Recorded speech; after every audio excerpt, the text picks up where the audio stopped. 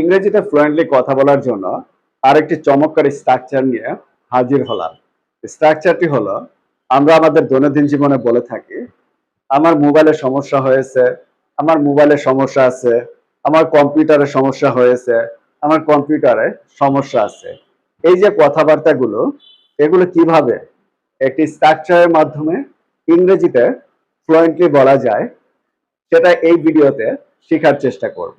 খেয়াল করুন, there is something wrong with, তারপর আপনার যে জিনিসটা সমস্যা হয়েছে সেটা এখানে বসিয়ে দিবেন।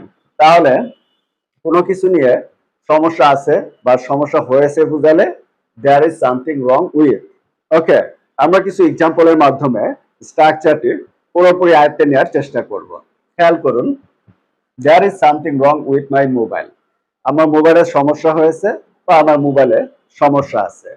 there is something wrong with my computer, আমার কম্পিউটারে সমস্যা হয়েছে বা আমার কম্পিউটারে সমস্যা আছে। there is something wrong with my watch, আমার ঘড়িতে সমস্যা হয়েছে বা আমার ঘড়িতে সমস্যা আছে। there is something wrong with my television, আমার টেলিভিশনে সমস্যা হয়েছে বা আমার টেলিভিশনে সমস্যা আছে। বোঝা যাচ্ছে স্ট্রাকচারটা কিভাবে এই সেন্টেন্সগুলো ইংরেজিতে বলা যায়।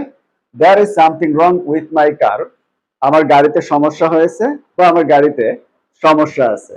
there is something wrong with my head, আমার মাথায় সমস্যা হয়েছে বা আমার মাথায় সমস্যা আছে। there is something wrong with my dress, আমার পোশাকে সমস্যা হয়েছে বা আমার পোশাকে সমস্যা আছে।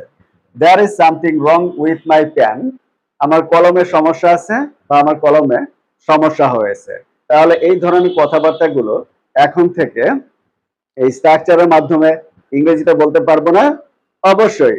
কি আপনাদের কি মনে হয়?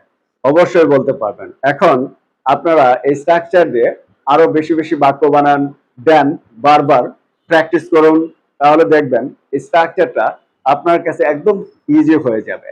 এখন যেটা করবেন সেটা হলো স্ট্রাকচার দিয়ে 3টি বাক্য বানিয়ে কমেন্ট বক্সে লিখে পাঠিয়ে দিন। So that's the end of the video. Take care of yourself. Thanks for watching.